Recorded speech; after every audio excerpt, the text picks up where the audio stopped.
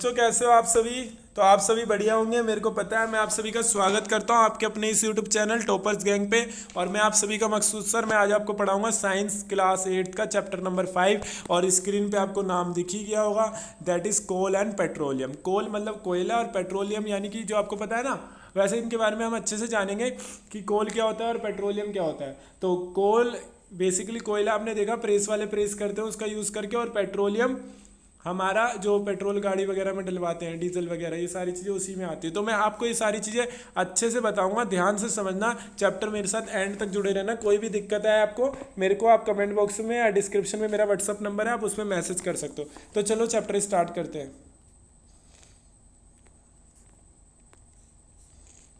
देखो, we use various material for our basic need. हम बहुत सारी चीज़ें, अलग अलग मटेरियल यूज़ करते हैं अपने बेसिक नीड्स के लिए। अपनी रोज़ाना की ज़िंदगी में, डेली लाइफ में अलग अलग मटेरियल हम यूज़ करते हैं। Some of them are found in nature, और उसमें से कुछ हमारे को नेचर में मिलते हैं। नेचर मतलब हमारे आसपास के एनवायरनमेंट मिलते हैं।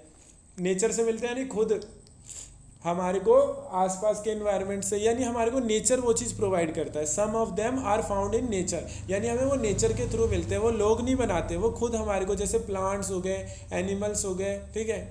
अब एनिमल्स को कोई इंसान को ही बना रहा है, तो कुछ नेचर से मिलते हैं और कुछ ह्यूमन मेड करते हैं। जैसे चेयर वगैरह होगी, आपका बेड हो गया, आपका फ़ोन हो गया, ये भी रिसोर्सेज है और इनका भी हम डेली लाइफ में यूज़ करते हैं, मोबाइल फ़ोन वगैरह का। लेकिन ये हमारे को कहाँ से मिलते हैं, ये ह्यूमन मेड है। लेकिन कुछ रिसोर्सेज होते हैं जो हमारे को नेचर से मिलते हैं। तो हम डेली लाइफ में बहुत सारी चीज़ें, अपनी बेसिक नीड में बहुत सारे मटेरियल यूज़ करते हैं, जिसमें से कुछ हमारे को नेचर से मिलते हैं और कुछ ह्यूमन मेड होते हैं। नेचर से जो मिलते हैं, जो ह्यूमन ने नहीं बनाए, और जो मैन मेड होते हैं वो इंसानों ने बनाए। तो आप लिस्ट बना सकते हो, आपकी टेबल, चेयर, पंखा और आपकी जो भी चीज़ें जो इंसानों ने बनाई है, आप उसे यहाँ पे लिख सकते हो मैन मेड में। और नेचर में, नेचुरल में वो चीज़ लिख सकते हो आप जो नेचर से मिली है, प्लांट, एनिमल, फ्रूट, वेजिटेबल, और भी बहुत सारी चीज़ें आ सकती है। कोयला, पेट्रोल, ये सारी चीज़ें भी। अच्छा, does this list include air? क्या आपने इस लिस्ट में एयर, वाटर, सॉइल और मिनरल्स डाले हैं? बताना मुझे। देखो, एयर भी क्या है, नेचुरल रिसोर्सेज है, वाटर भी आपका नेचुरल रिसोर्सेज है, सॉइल भी और मिनरल्स भी, ठीक है। तो all these are obtain from nature. ये जितने भी रिसोर्सेज मैंने आपके नाम लिए, एयर, वाटर, सॉइल और मिनरल्स, ये हमारे को नेचर से मिलते हैं, इसलिए हम इन्हें क्या कहते हैं, नेचुरल रिसोर्सेज। तो कोई भी अगर रिसोर्स हमारे को जो नेचर से मिलता है, उसे हम क्या कहते हैं, नेचुरल रिसोर्सेज, ठीक है। आगे बढ़ते हैं। अच्छा, ये बूझो साहब कुछ कहना चाह रहे हैं, सुन लेते हैं। कह रहा है, can we use all our natural resources forever? कह रहा है क्या हमारे जितने भी सारे नेचुरल रिसोर्सेज है, क्या हम उसको हमेशा यूज़ कर सकते हैं? नहीं भाई, हर चीज़ एक ख़त्म हो जाती है। तो खासकर हमारे नेचुरल रिसोर्सेज वो लिमिटेड होते हैं और हम उनका एक टाइम तक यूज़ कर सकते हैं। इसलिए हमारे को जो हमारे नेचुरल रिसोर्सेज है उसका अच्छे से यूज़ करना चाहिए, ताकि वो ख़त्म और हम उसे वेस्ट ना कर दें, ठीक है। तो चलो आगे बढ़ते हैं। देखो क्या कह रहा है, can air, water and soil be exhausted by the human activities? तो कह रहा है क्या हवा, जो एयर, हवा, वाटर यानी पानी, और सॉइल यानी जो मिट्टी, क्या एग्जॉस्टेड ह्यूमन एक्टिविटीज से ये सारी चीज़ें खत्म हो जाएगी, एयर, वाटर और सॉइल? भाई अगर हम तमीज़ से और इज्जत से इनका यूज़ नहीं करेंगे, फालतू में वेस्ट करेंगे, तो हाँ, ये खत्म हो जाएगी। तो you have already study about the water in class 7th। तो 7th क्लास में हमने वाटर के बारे में पढ़ा था, इज ए लिमिटलेस रिसोर्सेज। तो क्या वाटर एक लिमिटलेस रिसोर्सेज है? नहीं। आपको पता है ग्राउंड वाटर भी धीरे धीरे खत्म हो रहा है, कम हो रहा है। और जो हमारा जो सी वाटर है, यानी समुद्र का जो पानी है, हम उसे यूज़ नहीं कर सकते, मीठा पानी बहुत कम है। अच्छा, in the light of the availability of resources in nature, जो हमारे नेचर में जो रिसोर्सेज की जो अवेलेबिलिटी है, उस पर हम नेचुरल रिसोर्सेज को दो तरीके से डिवाइड करते हैं। यानी हमारे जो नेचर में जो रिसोर्सेज अवेलेबल है, उस अवेलेबिलिटी की बेस पे हम नेचुरल रिसोर्सेज को दो टाइप से डिवाइड करते हैं। तो अब ध्यान से समझना। तो सबसे पहले आता है हमारा इन एग्जॉस्टिबल नेचुरल रिसोर्सेज। अच्छा, ये इन एग्जॉस्टिबल नेचुरल रिसोर्सेज का मतलब समझ लो अब ध्यान से, दो कैटेगरी में डिवाइड किया जाता है रिसोर्सेज को, नेचुरल रिसोर्सेज को, ठीक है, उनके अवेलेबिलिटी के बेस पे। तो सबसे पहला क्या होता है, इन एग्जॉस्टिबल नेचुरल रिसोर्सेज। इसमें क्या आता है, these resources are present in unlimited quantity in nature. तो ये ऐसे रिसोर्स है जो अनलिमिटेड क्वांटिटी में क्या है, प्रेजेंट है नेचर में, और are not likely to be exhausted by human activities. तो अनलिमिटेड क्वांटिटी में तो are not likely to be exhausted by human activities. तो ऐसा नहीं है कि ये ह्यूमन एक्टिविटीज़ से ख़त्म हो जाएंगे, नहीं, अनलिमिटेड है तो भाई जितना मर्जी ह्यूमन एक्टिविटीज़ कर लो, इसको ख़त्म नहीं कर सकते हैं। तो और देखो, तो मैंने बता दिया ना, ये अनलिमिटेड होते हैं, ठीक है, और ये ह्यूमन एक्टिविटी से ख़त्म नहीं होने वाले। जैसे सनलाइट, जितनी मर्जी सूर्य रोशनी लेते रहो, हवा भी ख़त्म नहीं होने वाली। हाँ, हवा पॉल्यूटेड हो जाएगी लेकिन हवा ख़त्म नहीं होगी। आगे देखो, अब कह रहा है एग्जॉस्टिबल नेचुरल रिसोर्सेज। इन एग्जॉस्टिबल नेचुरल रिसोर्सेज क्या थे? जो अनलिमिटेड थे, जो ह्यूमन एक्टिविटीज से खत्म नहीं होने वाले। लेकिन जो ये होते हैं एग्जॉस्टिबल नेचुरल रिसोर्सेज, ये the amount of these resources in nature is limited. तो ये नेचर में क्या है, ये जो रिसोर्सेज है एग्जॉस्टिबल नेचुरल रिसोर्सेज, ये लिमिटेड है और they can be exhausted by the human activities. तो ह्यूमन एक्टिविटीज से ये सारे रिसोर्सेज एग्जॉस्ट हो सकते हैं, ख़त्म हो सकते हैं। जैसे कि कुछ एग्जांपल दे रखे हैं, फॉरेस्ट, तो जो जंगल है अगर हम काटते जाएंगे तो ख़त्म हो जाएंगे। वाइल्ड लाइफ हो गई, ये भी ख़त्म हो सकती है। मिनरल्स भी ख़त्म हो सकते हैं, कोयला, कोल यानी पेट्रोलियम भी ख़त्म हो सकता है, और नेचुरल गैसेस। तो ये कुछ एग्जांपल मैंने आपको बताया, फॉरेस्ट, वाइल्ड लाइफ, मिनरल्स, कोल, पेट्रोलियम, नेचुरल गैस। ये एग्जॉस्टिबल नेचुरल रिसोर्सेज है, ये लिमिटेड होते हैं और ये ह्यूमन एक्टिविटीज से ख़त्म हो सकते हैं। ठीक है, अब आगे बढ़ते हैं। देखो, ये आपकी एक्टिविटी दे रखा है, it is a group activity. मैं ऐसे समझा देता हूँ, ध्यान से समझना। कह रहा है टेक सम कंटेनर, आपको कुछ कंटेनर लेने हैं, सॉरी, कुछ कंटेनर आपको लेने हैं और उसको करना है फिल विद देम। पॉपकॉर्न से फुल कर दो किसी को पीनट से, किसी को रोस्टेड ग्राम से, किसी को टॉफ़ी से। Divide student into group of 7 each. तो आपको 7-7 का ग्रुप बना देना है। फर्दर डिवाइड, एक मिनट, क्या कह रहा है, further divide each group into 3 सब ग्रुप। तो आपको जो 7-7 का जो ग्रुप बनाया है 7-7 बच्चों का, उसको भी 3 हिस्सों में बांटना है, 1 बच्चे का, 2 बच्चे का और 4 बच्चे का। तो 1, 2 और 4 7 होते हैं और उनको लिखना है, उनके ऊपर लेबल लगा देना है कि जो पहला ग्रुप है फर्स्ट, दूसरा सेकंड और तीसरा थर्ड जनरेशन। ठीक है। अच्छा, इस एक्टिविटीज़ का क्या पर्पज़ है मैं आपको समझा दूंगा। दिस सब ग्रुप रिप्रेजेंट कंज्यूमर्स। तो ये जो ग्रुप है, आपने सारे बच्चों को 7-7 के ग्रुप बनाए और उन 7 ग्रुप में भी आपने 3 सब ग्रुप बनाए, जिसमें 1 बच्चे का 1 ग्रुप, 2 बच्चों का 1 ग्रुप और 4 बच्चों का 1 ग्रुप। और ये जो सब ग्रुप है ये कंज्यूमर को दिखा रहे हैं। जैसे जैसे पॉपुलेशन ग्रो हो रही है, as population is growing, second and third generation have large number of consumers. तो जैसे जैसे पॉपुलेशन बढ़ती है तो कंज्यूमर्स बढ़ते हैं। सिंपल सी बात है, हमारा देश जब आज़ाद हुआ था उस समय आबादी कम थी और आज आबादी बहुत ज़्यादा है, पॉपुलेशन बढ़ गई तो कंज्यूमर भी बढ़ गए। Put 1 full container for each group on a table. ठीक है, तो आप एक एक कंटेनर को एक एक ग्रुप के सामने रख दो। फर्स्ट जनरेशन तो कंज्यूम कुछ कर लेगी, कंज्यूम कर लेगी उसमें से। ठीक है, आगे देखते हैं। और फिर उसके बाद क्या कह रहा है, सेकंड जनरेशन के सामने रखो और थर्ड जनरेशन। तो मैं आपको ये चीज़ बताने जा रहा हूँ। देखो, जब आपने एक डब्बे को टॉफ़ी, पीनट और क्या क्या चीज़ें, पॉपकॉर्न और रोस्टेड ग्राम से भर दिया और आपने 7-7 बच्चों का ग्रुप बनाया और उस 7 बच्चों के ग्रुप में से भी आपने 3 सब ग्रुप बनाए, तो डब्बा तो वही है, ठीक है। लेकिन जब पहला बच्चे ने खाया होगा तो वो कम हो गया होगा, फिर बाद में पॉपुलेशन बढ़ी, यानी 1 से 2 बच्चों का ग्रुप हो गया, तो वो डब्बे 2 बच्चों ने खाया तो वो और कम हो गए होंगे उसमें से पॉपकॉर्न, पीनट।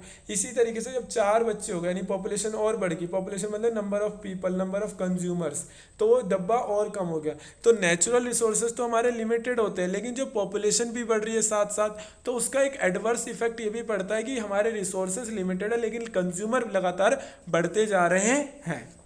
आगे देखो, अब कह रहा है assume that eatables in the container represent the total availability of exhaustible natural resources like coal, petroleum, natural gas. तो मैंने बताया ना, उस डब्बे में मान लो लाइक नेचुरल रिसोर्सेज है। तो नेचुरल रिसोर्सेज क्या होते हैं, लिमिटेड होते हैं, लेकिन हमारी जो अर्थ पे जो पॉपुलेशन है वो लगातार इंक्रीज हो रही है, तो वो रिसोर्सेज तो धीरे धीरे खत्म हो रहे हैं क्योंकि इनका यूज़ हो रहा है। रिसोर्सेज तो नहीं बढ़ रहे ना उस रफ्तार से जिस रफ्तार से पॉपुलेशन बढ़ रही है। तो वही कहना चाह रहा है, assume that eatables in container represent the total availability of an exhaustible natural resources.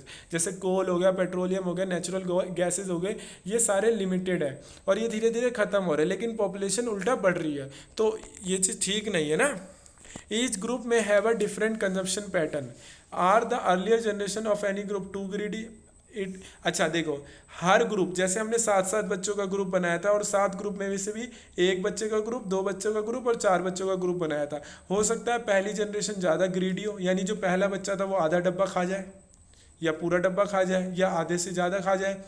तो आने वाली जनरेशन के लिए भी रिसोर्सेज कम बचेंगे, आने वाली जनरेशन के लिए भी पॉपकॉर्न, पीनट वगैरह कम बचेंगे। तो कहने का मकसद है अगर कोई जनरेशन अच्छे से यूज़ नहीं करती नेचुरल रिसोर्सेज का और ग्रीड होके यूज़ करते नहीं, लालचियों की तरह यूज़ करती है, तो आने वाली जो जनरेशन है, आने वाली जो पॉपुलेशन है उसको वो रिसोर्सेज नहीं मिलेंगे। आगे कह रहा है It may be that the earlier generation in some group have concern about the coming generation and left something for them। तो हो सकता है कि जनरेशन ग्रीडी ना हो और वो आगे आने वाली जनरेशन के लिए रिसोर्सेज छोड़ दे, तो अच्छी बात है। तो इसलिए आपको जो भी नेचुरल रिसोर्सेज है अच्छे से तरीके से, है ना, मतलब ज़्यादा वेस्ट ना करें, अच्छे से कम नेचुरल रिसोर्सेज यूज़ करें ताकि आने वाली जनरेशन को भी वो सारी रिसोर्सेज मिल सके। ठीक है, तो आगे बढ़ते हैं। देखो आगे क्या कह रहा है, in this chapter we will learn about some exhaustible natural resources. और इस चैप्टर में हम क्या पढ़ेंगे, कुछ एग्जॉस्टिबल नेचुरल रिसोर्सेज के बारे में, जैसे कोल, पेट्रोलियम, नेचुरल गैस। ठीक है, इनके बारे में हम पढ़ने वाले हैं। This were form from the dead remains of living organism fossil. तो ये कैसे बने, कोल कैसे बना, पेट्रोलियम कैसे बना, नेचुरल गैस कैसे बना, मैं आपको बताता हूँ। क्या था कि जो लिविंग ऑर्गेनिज्म से बड़े बड़े एनिमल्स जितने भी है, डायनासोर जो हम सुनते हैं बड़े बड़े, वो लंबे समय तक ज़मीन के नीचे दबे रहे, अर्थ के नीचे। ठीक है, हमारी ज़मीन के नीचे दबे रहे, उनको नीचे से हीट मिलती रही, ऊपर से प्रेशर मिलता रहा, तो ऊपर से दबाव और नीचे से गर्मी, क्योंकि अर्थ के नीचे जैसे जैसे जाओगे गर्मी बढ़ेगी। और तो इसके कारण क्या हुआ, वो जो लिविंग ऑर्गेनिज्म थे, यानी जो डेड हो गए, मर गए, जो लिविंग ऑर्गेनिज्म थे, वो किस में चेंज हो गए, फॉसिल फ्यूल में चेंज हो गए। इसलिए देखो ये वाली लाइन आप कर सकते हो अंडरलाइन। ठीक है, यहाँ तक जो कोल, पेट्रोलियम, नेचुरल गैस है, ये कैसे फॉर्म हुए हैं, डेड जो लिविंग ऑर्गेनिज्म थे वो जो डेड हो गए, नीचे ज़मीन के नीचे चले गए, और उससे वो फॉसिल से क्या बन गया, फॉसिल फ्यूल। कोल, पेट्रोलियम और नेचुरल गैस हमारे को वहीं से मिले हैं। चलो अब आगे देखो। देखो ये आपको कोयला दिख गया, तो कोल की बात कर रहे हैं। आपने देखा होगा कोयला, या इसके बारे में सुना होगा, एक स्टोन की तरह होता है, पत्थर की तरह काले कलर का होता है, और थोड़ा पत्थर की तरह स्ट्रोंग भी होता है, हार्ड होता है उसकी तरीके से। किसी के सर पे कस के फेंक के मत मारना, सर भी फूट सकता है, नुकसान हो सकता है। ठीक है, coal is one of the fuel use to cook food. आपको पता है कि कोल का यूज़ यानी कोयले का यूज़ खाना बनाने के लिए भी किया जाता था। अब तो घरों में चूल्हा आ गया। ठीक है, earlier it was use in railway engines to produce steam to run the engine. और शुरुआत में इसका रेलवे इंजन्स में भी यूज़ किया जाता था, स्टीम इंजन से जो ट्रेन चलती थी। अगर आपने गदर पिक्चर देखी थी उसमें, है ना, तो गदर पिक्चर में वो जो संजय दत्त है, कौन है संजय दत्त है, सनी देओल देखते हो ट्रेन में डालता रहता है कोयला लगातार इंजन में। इससे क्या होता है, स्टीम क्रिएट होती थी। तो रेलवे इंजन्स में भी इसका यूज़ किया जाता है ताकि ट्रेन चल सके हमारे को। अब तो पेट्रोल वाले डीजल वाले इंजन आ गए, तो कोल का यूज़ है नहीं। लेकिन अगर आप अपनी स्ट्रीट में या आसपास इलाकों में देखोगे, जो प्रेस वाला होता है वो भी आज भी कोयले से प्रेस कर रहा होता है। It is also used in thermal power plants to produce electricity. देखो थर्मल पावर प्लांट्स में भी इसका यूज़ किया जाता है इलेक्ट्रिसिटी प्रोड्यूस करने में। क्या होता है कि कोयले से हम हीट जनरेट करते हैं यानी गर्मी, और वाटर को बहुत ज़्यादा हाई डिग्री पे गर्म करते हैं। इससे वाटर का प्रेशर बनता है और वो टरबाइन को घुमाता है, जिससे इलेक्ट्रिसिटी प्रोड्यूस होती है। तो जो कोल होता है उसका यूज़ इलेक्ट्रिसिटी प्रोड्यूस करने में भी यूज़ किया जाता है थर्मल पावर प्लांट्स में। और कोल का यूज़ एज अ फ्यूल भी काम किया जाता है, इंडस्ट्री में फ्यूल के तौर पे भी इसका यूज़ किया जाता है। मेटल्स को पिघलाने में, मेल्ट करने में, उनको किसी और शेप में डालने में भी इसका यूज़ किया जाता है। तो कोल के बारे में काफ़ी चीज़ें बता दी। अब देखो स्टोरी ऑफ कोल यानी कोल की कहानी। तो ये पहेली कहती है where do we get coal from and how it is form. तो कहाँ से हमारे को कोयला मिलता है और ये कैसे बना, ये पहेली बोल रही है। Where do we get coal from, तो हमारे को कोयला कहाँ से मिलता है। वेयर का मतलब होता है कहाँ, और हाउ इट इज़ फॉर्म, और कैसे बना ये। तो अब ध्यान से समझो, कह रहा है अबाउट 300 मिलियन ईयर्स अगो। तो 300 मिलियन साल पहले जो अर्थ का जो था ना डेंस फॉरेस्ट इन लो लाइंग वेटलैंड एरिया, तो यहाँ पे जंगल बहुत ज़्यादा घने थे, डेंस जंगल थे, और बहुत ज़्यादा मतलब एक तरह से गीली ज़मीनें थी, और कह सकते हो बहुत ज़्यादा जो एरिया था वो फॉरेस्ट था, जंगल था। Due to natural resource, natural process, और नेचुरल प्रोसेस से क्या होता है, जैसे फ्लड आ गया, फॉरेस्ट क्या हो गया, दब गया, पेड़ टूट गए, तूफान आ गया, होता नहीं है, पेड़ टूट जाते हैं। तो पहले तो लोग नहीं थे ना जो पेड़ हटा दे सड़क पे से, और सड़कें भी नहीं थी, तो ऐसे बहुत ज़्यादा जंगल हुआ करते थे, बाढ़ आ गई, तूफान आ गया, तो वो पेड़ सारे टूट गए और वो जमीन में ही क्या हो गए, दफन हो गए। तो these forest got buried under the soil, तो ये जो फॉरेस्ट है वो बरीड हो गए, यानी मिट्टी में दफन हो गए, सॉइल के अंदर। और एज मोर सॉइल डिपॉजिटेड ओवर दैम, धीरे धीरे उन पे मिट्टी चढ़ती गई खुद ब खुद, क्योंकि 300 मिलियन साल बहुत होता है, बहुत लंबा समय होता है। दे वर कंप्रेस, और धीरे धीरे वो क्या हो गए, कंप्रेस हो गए। और टेम्परेचर भी बढ़ता गया, क्योंकि जैसे जैसे वो नीचे जाते रहते हैं अर्थ का टेम्परेचर भी नीचे बढ़ता है, और ऊपर से प्रेशर भी बढ़ रहा है ना, कंप्रेस हो रहे हैं, तो टेम्परेचर बढ़ रहा है, धीरे धीरे वो नीचे की तरफ जा रहे हैं। दे सैंक डीपर एंड डीपर, तो नीचे की तरफ जा रहे हैं, और ऊपर से नीचे जब जा रहे हैं तो टेम्परेचर भी बढ़ रहा है। तो हाई प्रेशर और हाई टेम्परेचर, ऊपर से प्रेशर लग रहा है, नीचे से टेम्परेचर, तो ये जो डेड प्लांट्स थे वो धीरे धीरे किस में कन्वर्ट हो गए, कोल में कन्वर्ट हो गए, मैंने बताया ना। तो ये जो प्लांट्स है ना जो दफन हो गए, और धीरे धीरे नीचे से टेम्परेचर बढ़ता गया, ऊपर से प्रेशर, इससे जो डेड प्लांट्स थे किस में चेंज हो गए, कोल में चेंज हो गए। The slow process of conversion of dead vegetation into coal is called carbonisation. तो यहाँ पे आप अंडरलाइन कर सकते हो ये चीज़, ठीक है। तो जो स्लो प्रोसेस होता है कन्वर्जन, किसका कन्वर्जन, जो डेड वेजिटेशन होते हैं, डेड वेजिटेशन का मतलब होता है जो प्लांट्स वगैरह होते हैं, डेड प्लांट्स, वो जब कन्वर्ट होते हैं स्लोली किसमें, कोल में, तो इस प्रोसेस को हम कहते हैं कार्बोनाइजेशन, ठीक है। आगे देखो, since it was form from remains of vegetation, तो वेजिटेशन से फॉर्म होता है, प्लांट्स वगैरह से ये चीज़ बनती है, तो इसलिए इसको क्या बोला जाता है, coal is also called fossil fuel. तो जो कोल हमारा बनता है वो वेजिटेशन से बनता है, यानी प्लांट्स वगैरह, डेड प्लांट्स से, तो इसलिए इसे फॉसिल फ्यूल भी कहा जाता है। और एक कोल माइन दिखाता हूँ आपको मैं फिगर में, देखो ये कोल माइन है, ठीक है। आपने केजीएफ पिक्चर में या फिर सलमान खान की पिक्चर में भी है, किसी पिक्चर में कोल माइन जहाँ पे कोयला निकालते हैं, ठीक है। गुंडे पिक्चर में, हाँ गुंडे पिक्चर अगर आपने देखी होगी तो उसमें कोल माइन है ना, कोयले की खान में लड़ाई भी होती है वहाँ पे, तो कोल माइन होती है, वहाँ से कोयला निकलता है। यहाँ पे आपको फोटो में अच्छे से नहीं दिखा रही, लेकिन आपने अगर गुंडे पिक्चर देखी होगी तो आपको और अच्छे से आपको समझ आ गया होगा। तो बेसिकली कोल निकलता हमारी ज़मीन के नीचे, माइन होती है, खदान, वहाँ से निकलता है। आगे देखो, आप समझना ध्यान से, कोई दिक्कत आए तो आप मुझे मैसेज कर सकते हो, मैं आपके लिए हमेशा बैठा हुआ हूँ 24/7, ठीक है।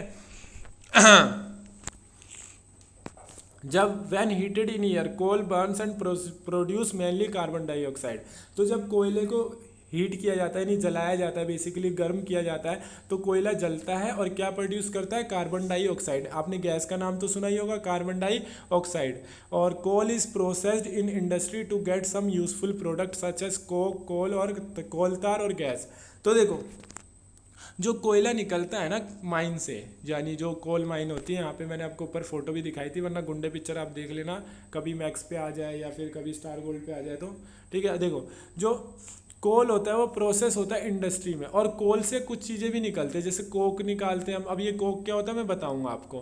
कोल तार आपने सड़कों पे देखा होगा, काली काली कलर की जो बिछाते हैं सड़कों पे, है ना, तो वो कोल तार हो गया। और कोल गैस, तो ये भी मैं आपको बताऊंगा। सबसे पहले समझते हैं कोक क्या होता है, फिर कोल तार समझेंगे, और फिर कोल गैस, उसके बाद हम देखेंगे पेट्रोलियम के बारे में। तो चलो सबसे पहले स्टार्ट करते हैं कोक से।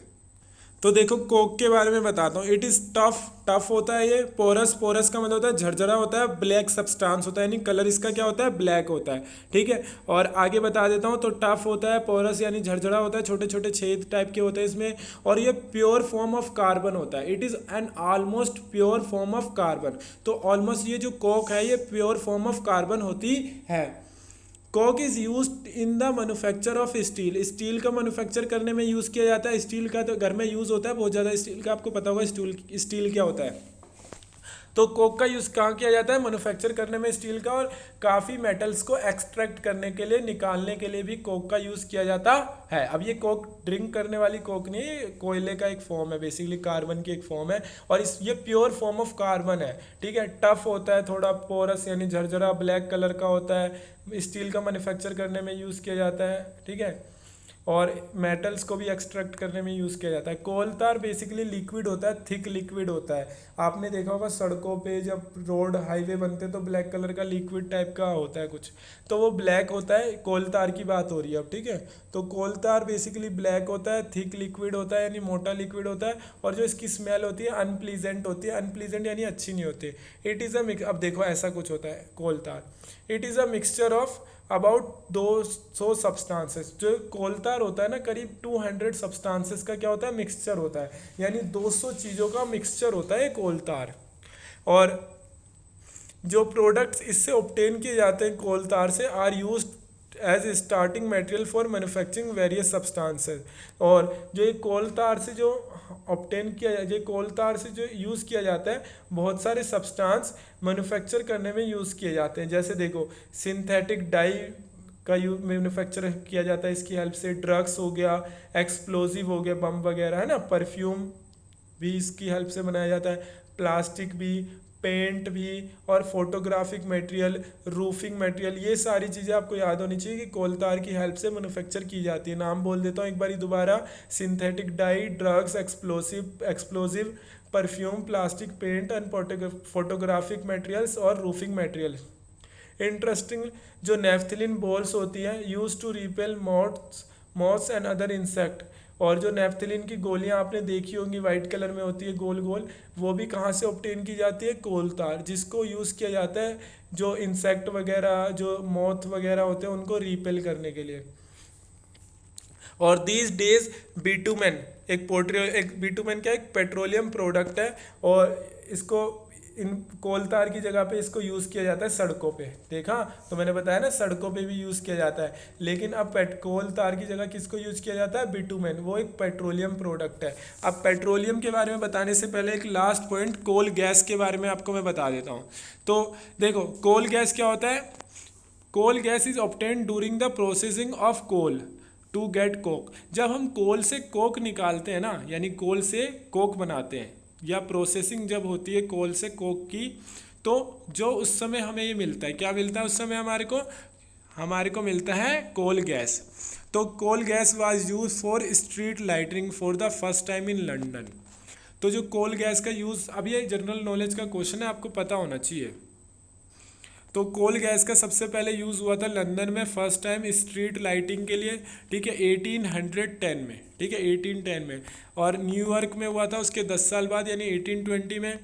और आज के टाइम पे इसको यूज़ किया जाता है as a resource of heat की जगह, हीट के लिए यूज़ किया जाता है, ना कि लाइट के लिए। लाइट के लिए तो आप एलईडी लाइट यूज़ की जाती है, ठीक है। और फ्यूल के तौर पे भी इसको काफ़ी इंडस्ट्री में यूज़ किया जाता है, और ऐसी इंडस्ट्री में यूज़ किया जाता है जो कि कोल प्रोसेसिंग प्लांट के पास होती है। तो आपको मैंने कोल गैस का भी बता दिया, कोल तार का भी बता दिया, कोक का भी बता दिया। अब बात करेंगे पेट्रोलियम की। देखो अब पेट्रोलियम के बारे में बता देता हूँ मैं आपको। You know that petrol is used as a fuel in light automobile such as motorcycle, scooter, cars. आपको पता है ना, जो पेट्रोल है यूज़ किया जाता है लाइट ऑटोमोबाइल्स यानी हल्की गाड़ियों में, जैसे कार होगी, गाड़ी हो गई, कार और गाड़ी तो एक ही होती है, बाइक होगी, मोटरसाइकिल हो गया, स्कूटर हो गया, स्कूटी हो गया, इन सब चीज़ों में पेट्रोल का इंजन होता है, पेट्रोलियम यूज़ की जाती है। तो जो हल्की गाड़ियाँ होती है उनमें क्या यूज़ किया जाता है, petrol as a fuel use किया जाता है, ठीक है। जो हैवी मोटर व्हीकल्स होते हैं जैसे ट्रक हो गया, ट्रैक्टर्स हो गया, वो डीजल पे चलते हैं। जो हैवी ऑटोमोबाइल्स होती है या हैवी मोटर व्हीकल होते हैं वो डीजल इंजन पे चलता है, जैसे ट्रक और ट्रैक्टर्स। लेकिन जो लाइट ऑटोमोबाइल्स होती है, कार, स्कूटर, बाइक्स, स्कूटी वगैरह, ये पेट्रोल इंजन पे चलते हैं। पेट्रोल और diesel are obtain from natural source called petroleum. अब ये जो पेट्रोल और डीजल मिलते हैं ना, ये हमारे को एक नेचुरल रिसोर्स है जिसे हम कहते हैं पेट्रोलियम। पेट्रोलियम से हमारे को पेट्रोल भी मिलता है और डीजल भी मिलता है। अब ये जो वर्ड है पेट्रोलियम, ये हमारा दो चीज़ों से मिलके बना है, पेट्रा प्लस ओलियम। तो पेट्रा जो है ना पेट्रोलियम, देखो पेट्रा और ओलियम, पेट्रोलियम, ठीक है। तो पेट्रा का मतलब होता है रॉक यानी चट्टाने, और ओलियम का मतलब होता है ऑयल, रॉक ऑयल भी कहते हैं इसे हम, रॉक ऑयल या पेट्रोलियम। तो पेट्रोलियम में जो पेट्रा है उसका मतलब है रॉक यानी चट्टाने, और जो ओलियम है उसका मतलब है ऑयल। तो it is mind from between the rocks under the earth. तो इसको कहाँ से माइन किया जाता है, अर्थ की अंदर, चट्टानों में से, ठीक है, रॉक अंडर द अर्थ। देख लो यहाँ पे आपको दिख भी रहा होगा फिगर में, पेट्रोलियम और नेचुरल गैसेस, गैस डिपॉजिट। तो देख लो अब आप, गैस दिख गया आपको, ऑयल भी दिख गया, फिर वाटर दिख गया। तो ये चीज़ें होती हैं। तेल के कुएं होते हैं सऊदी अरब में बहुत सारे हैं, ठीक है। आगे बात करते हैं। तो आपको पता है पेट्रोलियम कैसे बनता है? Do you know how petroleum is form? तो देखो, petroleum was form from organism living in the sea. तो पेट्रोलियम कैसे बना? जो ऑर्गेनिज्म जो सी में रहते हैं, सी का मतलब होता है समुद्र में जो रहते हैं, उनसे क्या बना? पेट्रोलियम बना। तो जैसे जैसे ये ऑर्गेनिज्म मरते गए तो इनकी बॉडी बॉटम नीचे की तरफ बैठ गई, पानी में नीचे की तरफ चली गई, समुद्र की गहराइयों में। और बहुत सारी लेयर सैंड की, मिट्टी की चढ़ती गई उनके ऊपर। मिलियंस ऑफ ईयर, काफ़ी साल हो गए, काफ़ी लाखों करोड़ों साल। वहाँ पे कोई हवा नहीं है, कोई टेम्परेचर ज़्यादा है और प्रेशर भी ज़्यादा है। देखो वहाँ पे हवा नहीं है, पानी के अंदर हवा बहुत कम होती है, होती ही नहीं है।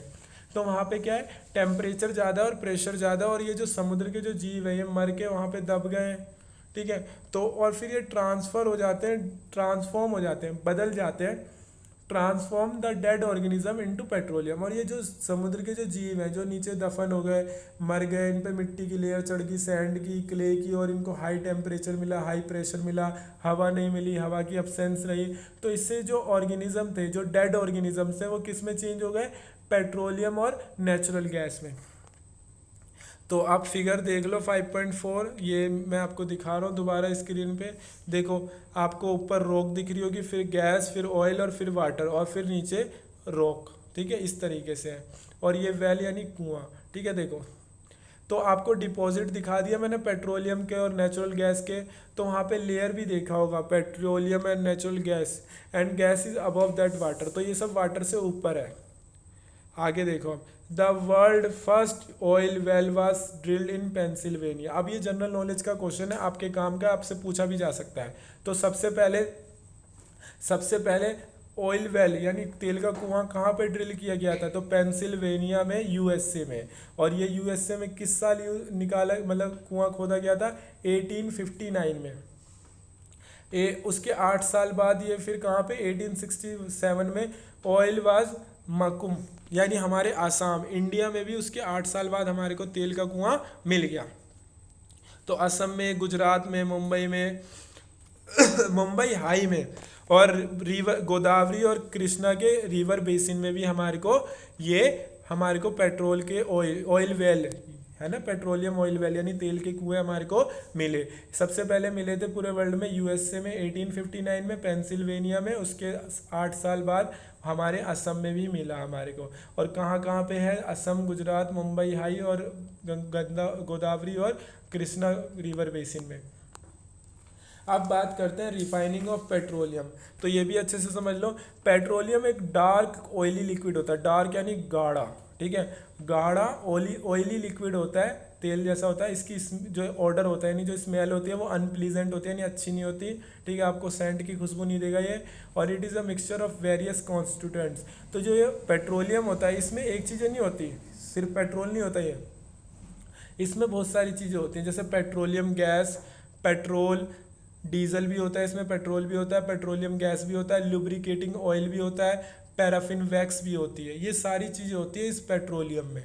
और द प्रोसेस ऑफ सेपरेट करना ये अलग अलग चीज़ों को, वेरियस कॉन्स्टिट्यूएंट्स को, जो अलग अलग फ्रैक्शन में होती है पेट्रोलियम में, ठीक है, इसको हम कहते हैं, ये कहाँ पे होता है? और ये जो चीज़ होती है इसको कहते हैं रिफाइनिंग। यानी अलग अलग जो कॉन्स्टिट्यूएंट्स हैं, कौन कौन से देखो, petrol, diesel, kerosene, lubricating oil, paraffin wax, bitumen और पेट्रोलियम गैस, इन सारी चीज़ों को अलग करने का जो प्रोसेस होता है इसको रिफाइनिंग कहते हैं। और ये कहाँ पे होता है? पेट्रोलियम रिफाइनरी में होता है। कहाँ पे होता है ये? पेट्रोलियम रिफाइनरी में होता है। तो ये देखो, ये सारे कॉन्स्टिट्यूएंट्स होते हैं। कॉन्स्टिट्यूएंट्स का मतलब पेट्रोलियम में आपके ये सारी चीज़ें होती हैं। ये देखो 7 चीज़ें आपको दिख रखी है, petroleum gas, petrol, kerosene, diesel, lubricating oil, paraffin wax और बिटुमेन। ये 7-8 चीज़ें आपके पेट्रोलियम में होती है। और इनको अलग करते हैं किस तरीके से? रिफाइनिंग के। और ये कहाँ पे होता है? पेट्रोलियम रिफाइनरी में होता है, ठीक है। आगे देखो अब, अच्छा, many useful substances are obtain from petroleum and natural gas. तो बहुत सारे यूजफुल सब्सटेंस, सारे यूजफुल सब्सटेंसेज साथ के साथ जो मैंने आपको बताए। और ये क्या है? नेचुरल ये ऑब्टेन किए जाते हैं, यूज़फुल सब्सटेंस होते हैं कहाँ से, पेट्रोलियम से और नेचुरल गैस से, और इसलिए इन्हें क्या कहा जाता है, पेट्रोकेमिकल्स। ये पेट्रोलियम और नेचुरल गैस से इसे ऑब्टेन किया जाता है, इसलिए इन्हें क्या टर्म दी जाती है, पेट्रोकेमिकल्स।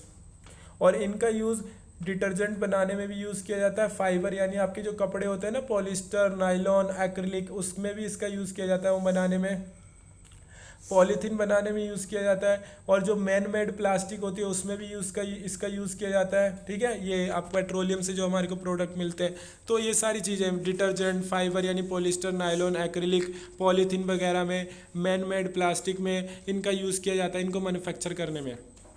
आगे देखो, hydrogen gas obtained from natural gas. Hydrogen gas हमारे को कहाँ से मिलती है, नेचुरल गैस से। ठीक है, तो नेचुरल गैस भी हम नीचे से ही निकालते हैं ज़मीन के। और फर्टिलाइज़र बनाने में इसका यूज़ किया जाता है, और फर्टिलाइज़र का बहुत ज़्यादा यूज़ है। फर्टिलाइज़र को हम यूरिया भी कहते हैं, और पेट्रोलियम को हम ब्लैक गोल्ड भी कहते हैं। तो इसकी बहुत ज़्यादा इंपॉर्टेंस है ना, बहुत पैसे कमाते हैं। सऊदी अरब को देख लो, 50-60 साल पहले कुछ नहीं था सऊदी अरब, और आज देखो दुनिया का सब बहुत अमीर तरीन देश है। उन लोगों के डस्टबिन भी सोने के होते हैं, तो उनके पास गोल्ड मिला, गोल्ड नहीं, ब्लैक गोल्ड यानी पेट्रोलियम, और आज कितने अमीर हो गए। तो पेट्रोलियम बहुत ज़्यादा कमर्शियल यूज़ है। हमारे देश में इतनी सारी गाड़ियाँ वो सब पेट्रोल से ही तो चलती है, और जिसके पास पेट्रोल है उसके पास पैसा है, गोल्ड है। तो आगे देखो, अब आगे समझो। तो चलो मैं आपको बता देता हूँ। देखो, ये कॉन्स्टिट्यूएंट्स और इनका यूजेस के बारे में। देखो, पेट्रोलियम गैस है, लिक्विड फॉर्म में इसका यूज़ होता है ना घरों पे, और इंडस्ट्रियों में भी इसका यूज़ होता है पेट्रोलियम गैस का। एलपीजी घर पे यूज़ होता नहीं होता, सिलेंडर वगैरह में, तो घरों में भी इसका यूज़ होता है, इंडस्ट्री में भी यूज़ होता है। पेट्रोल का आपको पता है, गाड़ियों में, बाइक में, स्कूटी में, स्कूटर में यहाँ पे यूज़ होता है। हवाई जहाज़ में भी इसका यूज़ होता है। तो जो मोटर व्हीकल होते हैं, motor fuel, aviation fuel, solvent के तौर पे भी यूज़ किया जाता है।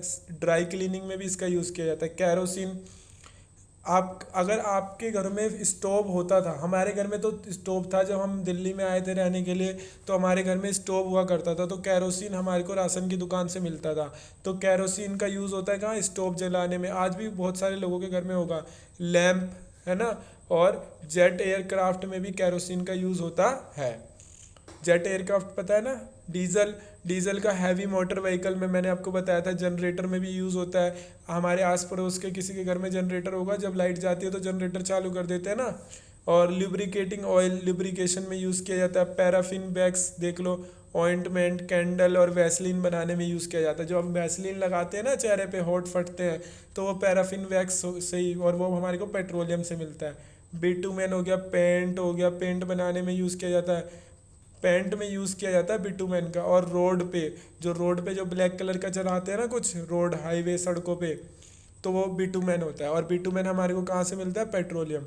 तो ये सारे हमारे कॉन्स्टिट्यूएंट्स हैं जो हमारे को पेट्रोलियम से मिलते हैं। अब बात करते हैं नेचुरल गैस की। तो ध्यान से समझना नेचुरल गैस क्या होता है। नेचुरल गैस बहुत ज़्यादा इंपॉर्टेंट फॉसिल फ्यूल है, क्योंकि ये बहुत ज़्यादा इजी है ट्रांसपोर्ट करने के लिए, क्योंकि हम इसे पाइप के थ्रू क्या कर सकते हैं, ट्रांसपोर्ट करते हैं। ट्रांसपोर्ट मतलब एक जगह से दूसरी जगह पहुंचा सकते हैं। तो नेचुरल गैस बहुत इंपॉर्टेंट फॉसिल फ्यूल है और ईजी ट्रांसपोर्ट हो सकता है। Natural gas is stored under high pressure as compressed natural gas. तो इसे स्टोर किया जा सकता है। आपको पता है सीएनजी से बहुत सारी गाड़ियाँ भी चलती है, सिलेंडर में भर सकते हैं इसे हाई प्रेशर से, और बहुत ज़्यादा स्टोर किया जा सकता है। और पावर जनरेशन में भी इसका यूज़ किया जाता है। It is now being used as a fuel for transport vehicle because it is less polluting, it is a cleaner fuel. तो मैंने आपको बताया ना, ट्रांसपोर्ट व्हीकल में, गाड़ी वगैरह में भी सीएनजी के इंजन आते हैं, वहाँ उसमें यूज़ किया जाता है, और ये बहुत कम पोल्यूशन करते हैं। डीजल और पेट्रोल तो बहुत ज़्यादा पोल्यूशन करते हैं, लेकिन जो सीएनजी के इंजन होते हैं, कंप्रेस्ड नेचुरल गैस, ठीक है, ये कम पोल्यूट करते हैं और ये अच्छे होते हैं, और इनका गाड़ियों में यूज़ किया जाता है। इनके इंजन को एक साफ फ्यूल होता है। The great advantage of C N G is that, C N G वही कंप्रेस्ड नेचुरल गैस। तो the great advantage of C N G is that it can be use directly for burning in homes and factories where it can be supply through pipe. तो इसका हम directly use किया जा सकता है घरों में, फैक्ट्रीज़ में, थोड़ा सा जैसे खाना वगैरह बनाने में, बर्निंग के लिए इसका यूज़ किया जा सकता है, और इसको पाइप के थ्रू सप्लाई भी हम कर सकते हैं घरों में, फैक्ट्रियों में। एक देखो, such a network of pipeline exist in Vadodara. तो वाडोडारा गुजरात में है, दिल्ली के भी कुछ पार्ट में है जहाँ पे ये गैस सीएनजी सप्लाई की जाती है, और कुछ अदर प्लेसेस पे भी है। तो ये बहुत इजी है, ट्रांसपोर्ट इसका इजी है। आपको भी देखा होगा कहीं पाइप, अगर आप किसी पोस्ट एरिया में जाओगे तो वहाँ पाइप के थ्रू सीएनजी सप्लाई की जाती है। दिल्ली में है ऐसा, कुछ और भी जगह हैं, और वाडोडारा गुजरात में भी है ऐसा। Natural gas is also used as a starting material for manufacturing of number of chemicals and fertilizers। तो नेचुरल गैस का यूज़ किया जाता है बहुत सारे केमिकल और फर्टिलाइज़र को मैन्युफैक्चर करने में, मैन्युफैक्चर मतलब बनाने में। तो बहुत सारी मतलब नेचुरल गैस का यूज़ किया जाता है एज अ स्टार्टिंग मटेरियल, मतलब स्टार्टिंग मटेरियल मतलब किसी और चीज़ों को बनाने में भी इसका यूज़ किया जाता है, जैसे बहुत सारे केमिकल हो गए, फर्टिलाइज़र हो गए। और इंडिया के पास नेचुरल गैस का बहुत ज़्यादा रिजर्व है। तो इन आवर कंट्री जो नेचुरल गैस है वो कहाँ कहाँ मिलते हैं? त्रिपुरा, राजस्थान, महाराष्ट्र और कृष्णा गोदावरी डेल्टा में हमारे को मिलते हैं। याद कर लेना इसे कि नेचुरल गैस हमारे को कहाँ मिलते हैं हमारे हिंदुस्तान में? त्रिपुरा, राजस्थान, महाराष्ट्र और कृष्णा गोदावरी डेल्टा में। ठीक है, अब ये क्या कह रहे हैं, बूझो की बात सुन लेते हैं पहले। कह रहा है can coal, petroleum and natural gas be prepared in the laboratory from dead plants. तो भाई नहीं बन सकते। ये जो कोल है, पेट्रोलियम है और जो नेचुरल गैस है, ये हम लेबोरेटरी में नहीं बना सकते। क्यों? क्योंकि इसमें काफ़ी लाखों करोड़ों साल लगते हैं बनने में, 300 मिलियन ईयर्स।